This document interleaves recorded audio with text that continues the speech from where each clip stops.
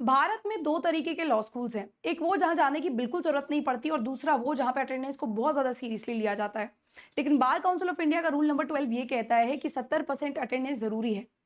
यहाँ पे recently Delhi high court का अभी हाल ही में एक ऑर्डर रिलीज हुआ है, जहाँ पे ये बोला गया है कि अगर लॉ स्टूडेंट की अपने सेमेस्टर में, ईयर में सफिशिएंट अटेंडेंस नहीं है, तो उसको एग्जाम में अपीयर होने से रोका नहीं जा सकता है, डी बार नहीं किया जा सकता है।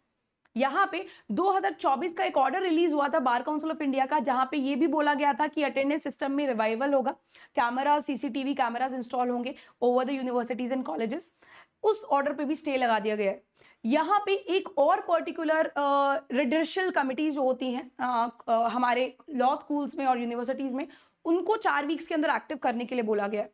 अब ये सारे एक्शन इसलिए लिए गए हैं क्योंकि ऐसी बहुत सारी यूनिवर्सिटीज कॉलेज हैं जहां पे अटेंडेंस को इतना ज्यादा सीरियसली लिया जाता है कि बच्चे को एग्जाम में अपीयर नहीं होने देते हैं, और इस वजह से उस स्टूडेंट के दिमाग में बहुत ज्यादा ट्रॉमा होता है, डिप्रेशन होता है, और उसकी वजह से वो सुसाइड भी कर लेता है लॉट ऑफ द टाइम्स। और यही हुआ था 2016 में एक स्टूडेंट के साथ, जिसके फ्रेंड ने एक लेटर लिखा दिल्ली हाई कोर्ट को, एंड दिल्ली हाई कोर्ट ने ये पर्टिकुलर ऑर्डर कॉन्सिक्वेंटली पास किया है। आप अपने थॉट जरूर कमेंट सेक्शन में बताइए, आपके कॉलेज में क्या स्टेट है अटेंडेंस को लेके, और क्या लॉ स्टूडेंट और हमारे लीगल फील्ड में स्टूडेंट्स के लिए अटेंडेंस मैंडेटरी होनी चाहिए या नहीं।